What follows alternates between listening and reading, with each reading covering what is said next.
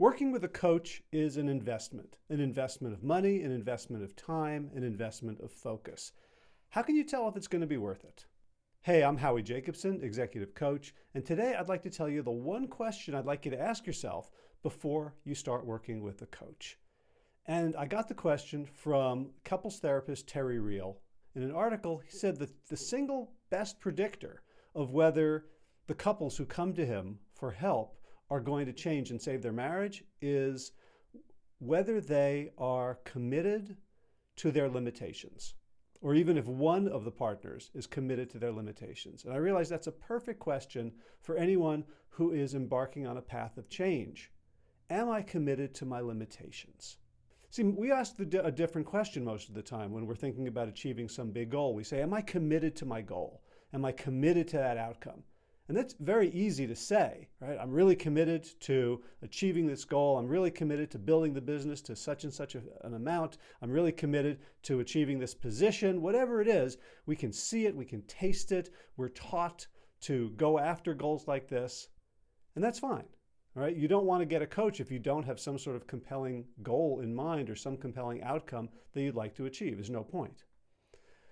But talking about our limitations, talking about the ways in which I sabotage myself, the mindsets that I hold on to that hold me back, that get in the way of honest and effective communication with others, that get in the way of honest introspection with myself, that get in the way of interacting with circumstances and situations that aren't to my liking. Those are the limitations that you're going to have to give up. And there's several ways to be committed to them. One way is to blame other people. So if you find yourself in a situation, you're thinking, well, it's not my fault, it's their fault. Nothing is ever that cut and dried, right? But the holding on to blaming others is a clear sign that you are unwilling to give up that particular limitation. Another is blaming yourself in such a way that you can't change.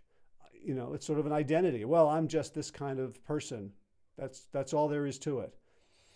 Or blaming your upbringing or your circumstances or past traumas. Well, that happened to me, so I can't change. Another is sort of blaming the world or circumstances. Well, that's just how the market is. That's just what the competition is doing. There's nothing I can do about it. I can't change it. I'm not saying don't accept reality. If there are things that you're unwilling to change, then that's a really good thing to know and a very healthy thing to do, to say, okay, I'm accepting that. But in the areas of personal development, your own limitations are pretty much entirely under your control. And so when you look at them, when you say, well, this is what I'm doing, these are the habits, these are the mindsets, these are the behaviors that are getting in my way, really ask yourself, am I committed to those limitations or am I willing to let them go? Have a great day.